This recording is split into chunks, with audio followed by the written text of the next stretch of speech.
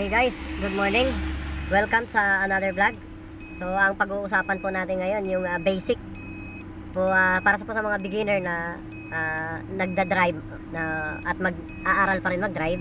So ipapamiliarize natin yung mga functions, yung mga switches dito sa loob ng sasakyan.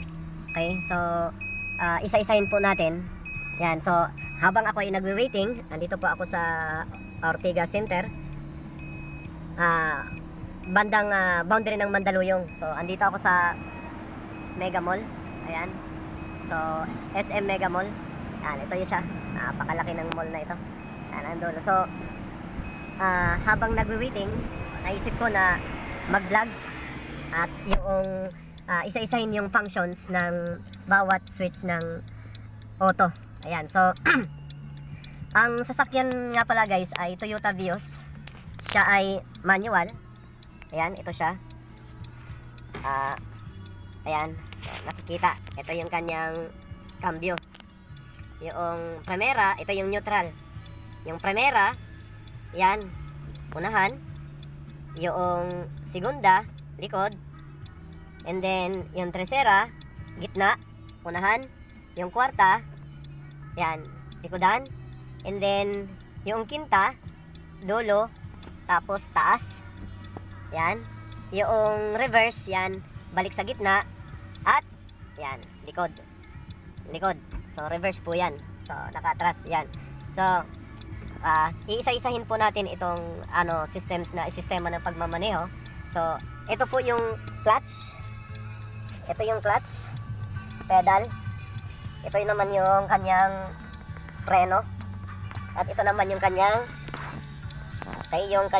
silinyador. So yan yung gas. Yan. So yan yung tatlong ino-operate once na naka-andar yung sasakyan. Yan. So dito yung kanyang mga switch. Yan. So sa Monobela may nakakabit yan. So naka-center tayo. Ito, kung titingnan nyo, mayroon siyang speaker na drawing.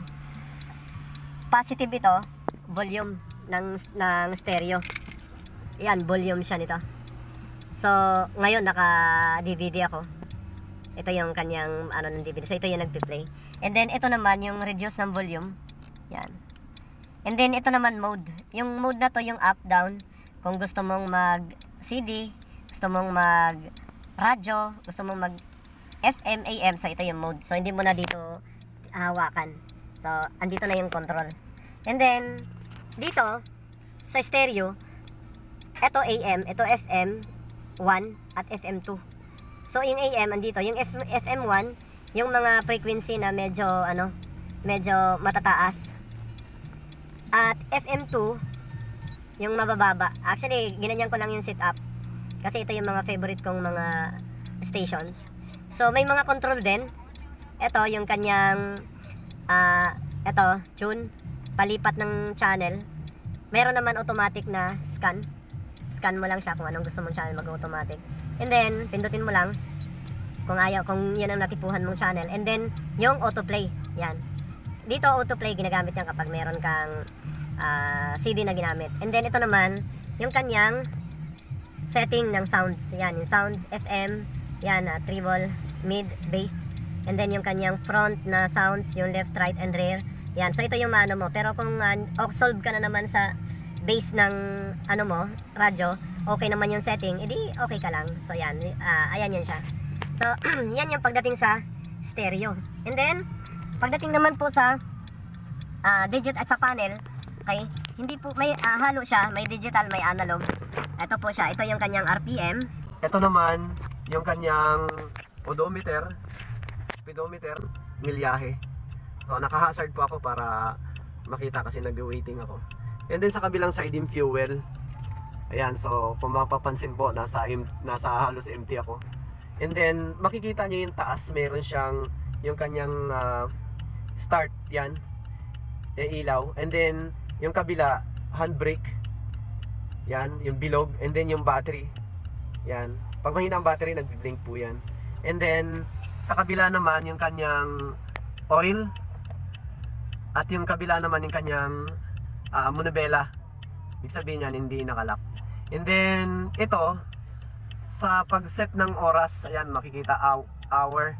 Sa time po yan na digital, pipindutin lang ito. And then yung minutes, ayan, ito rin siya.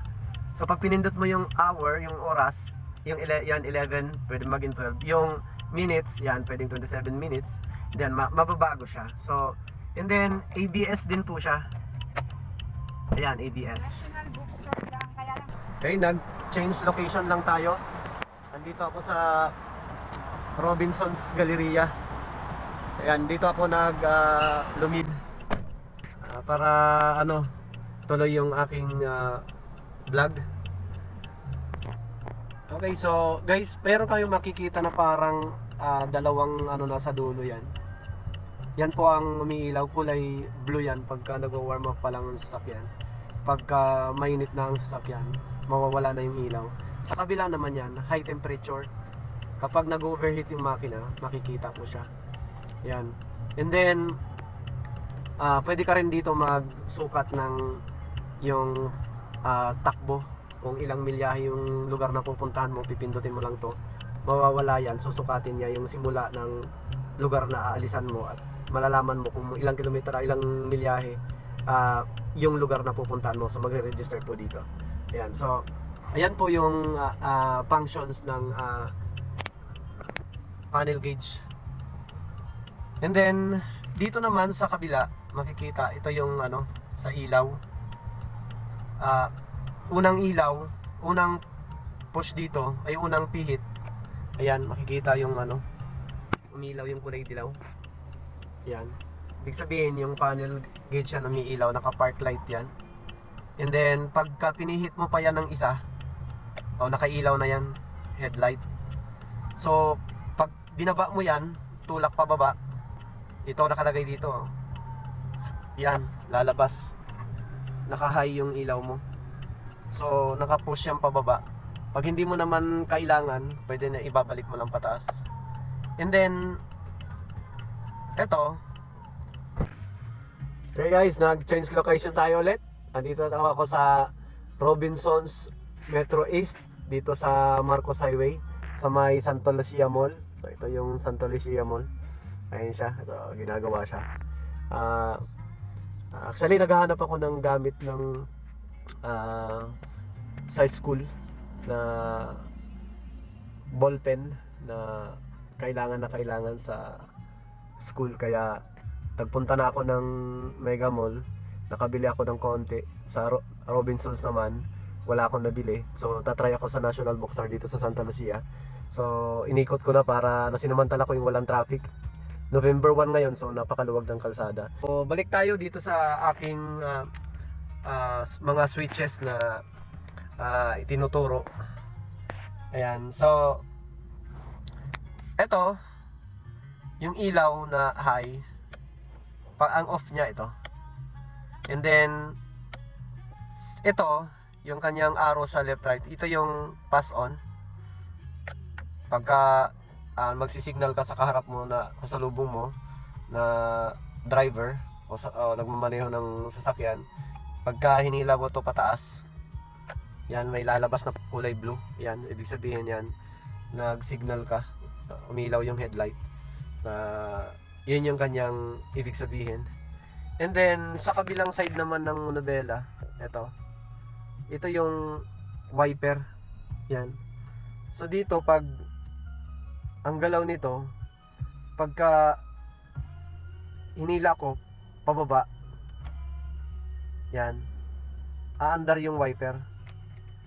Pareho niyan, andar yan. Gusto mo mas mabili, mas andar siya. Yan, medyo mabagal yan kasi number 1 lang yan. So, ayan. So, kung gusto mo mabilis, pangalawa, pag napakalakas naman ng ulan, sagad. Yan, sobrang tuling yan. So pag malakas po ang ulan, kailangan yan. So kung hindi naman umuulan, balik mo lang para hindi magasgas yung windshield. Ayan, so yung kanyang tubig naman, panglinis ng salamin, yung windshield niya, hinihila lang to pataas Pag hinilang pataas, may lalabas sa tubig. Yan. So hindi na kailangan lumabas ka para punasan. Kusa siyang may lalabas na tubig. Yan. Kusa siyang may lalabas sa tubig para maging malinis. Glass cleaner yan para walang walang moist. Yan. So kung di naman kailangan, balik lang mga yan. Okay. So ayan yan siya yung kanyang functions sa may Monobella. And then sa side mirror, eto sa left, eto siya. Kung titingnan mo, nakalagay mirror. So kung gusto mong i-adjust yung side mirror sa kaliwa, so ito lang, pipindutin mo lang pa ganyan. So urong yung papakaliwa. Kung okay naman yung kaliwa, pwede naman kanan. Pag gitna ito, tapos kanan, ganun din. Up, down. So yung side mirror, gagalaw siya base dito sa pagpindot mo sa function na to. Sa bintana naman, sa windshield, sa bintana, yung salamin ng bintana. So mayroon dito 4 na button. So may 4 na pindutan. Ito. Auto, ibig sabihin to pag automatic, magdidiretso ng bukas yan. And then sa kabilang side, ito 'yon. So ikaw may control ka dito sa 4 na bintana. Ito yung sayo, sa driver. Ito naman yung passenger. Ito naman sa tagiliran sa likod. At ito naman yung kabilang side. Sa kabila sa likod. Pero bawat pinto, meron yan switch din sila. Ayan. So lahat yan mayroong switch. Yun din yun sa kabila. So mismo sila kaya nilang mag down and up sa sarili nila. Pero pag nilock mo ito, walang gagalaw lahat, hindi pwede nilang ma-open kasi nakalock yan, ikaw lang ang makakapag-open. And then ito naman, lock to ng salamin sa bintana, sa mga bintana. Ito naman, yung lock sa pinto naman. So ikaw may control din, pag pindot mong ganyan, so nakalock lahat yan. Yan. Yan, mapapansin mo, yan yung kanyang pula na lock. Pag pinindot mo ito na lock, gagalaw siya. Yan. So lahat yan nakalock na. Yan. Hindi nila ma-open lahat yan. Ay, hindi nila ma-open lahat yan. Bakit? Ikaw ang may control ng lock ng pintuan. Ito guys, nakakatulong to lalo na pag may bata kasi bigla na lang nagbubukas. Hindi ka pwedeng bigla na magbubukas kasi delikado, baka mamaya masapul ka o disgrasya lalo na sa mga nagmumotor at nagbabike at mga sasakyan din. So papermi po itong nakalock dapat pagka nananakbo na. Kung hindi naman pwede naman i-unlock para makalabas yung passenger mo. Ayan, so yung bawat switches, yung mga yan may kanya-kanyang functions. Ito yung hazard. Yung kanyang stereo ay touchscreen. Mamimili ka lang. Lahat yan naka-touchscreen. Pag mayroon kang mga video o movie na papanoorin, ilalagay mo lang dito. Ito siya. May kabitan ng USB. Yan. Mili ka lang kung anong niyan. May kabitan ng USB. And then yung HDMI, pag meron kang laptop, pwede mong ikabit dyan. Tapos dito sa screen lalabas yung And then ito naman po yung aircon. Pag binaba mong ganyan, naka-off yung kanyang lamig. Ito yung kanyang pataas. Gusto mong mas malamig, taas mo lang. Ito naman yung fan. Yung kanyang speed. Number 1, number 2. Parang electric fan. Kung gaano kalakas ang hangin, dito yung speed mo. And then ito naman, yung adjustment kung saan mo gustong tumama yung hangin. Sa liig, sa yan.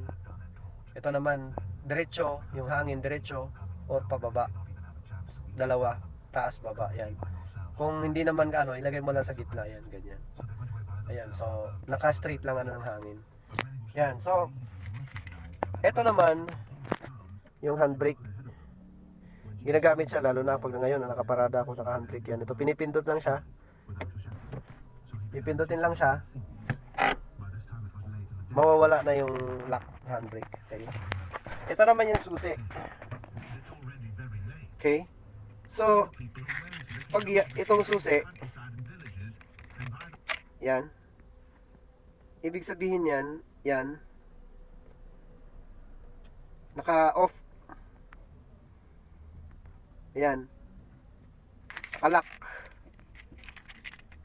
Pag pinindot mo ng isa, AC, yan. So parang naka-on lang siya pero naka-ano yung radyo pero hindi under yung aircon pero hindi niya kayang palamigin dahil na hindi naka-on yung makina. Dito naman may isa unahan pa niyan. Yan. Yan, lock, ACC, and then on. So yan, naka-on yan. Yan. So, naka-on siya. Pero hindi po siya under ng andun yung start dito sa baba. Yan. Ayan po siya nakalagay. Start. Ayan. Start. Yan.